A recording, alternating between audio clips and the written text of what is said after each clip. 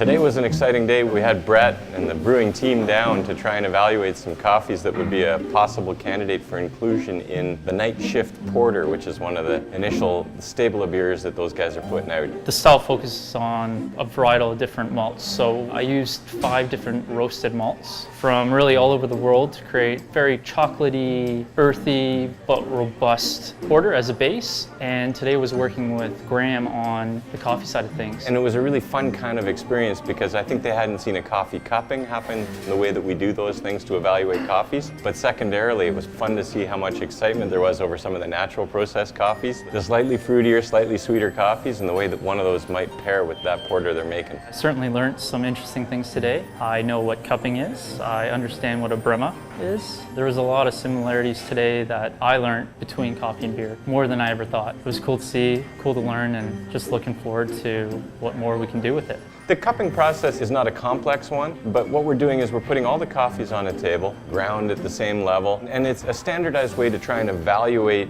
what's different between roasts or what's different between the coffees, decide what needs to change or what needs to be kept the same about the way we're roasting the coffees.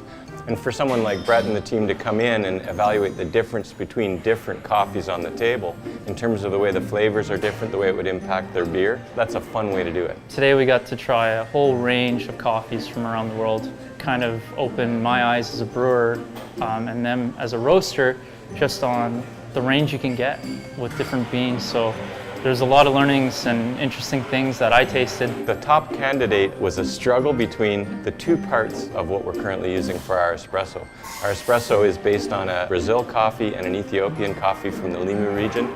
Almost everybody universally wanted the Limu there, and then there was a little bit of interest in the Brazil part. And there's something that's kind of cool about launching the first Night Shift Porter with what is our Mad Cat espresso as the complement. It's exciting because we'll kind of got talking with Graham and working on more collaborations moving forward with different styles of beer, not just our porter, but doing things with saisons, blondes, IPAs, pale ales. The exciting part is always the collaboration, right? You've got like-minded people who are specialists in other areas working with you to bring something together. That's the cool part. So I know that we will not stop experimenting at any point during the years to come, and that's what's exciting.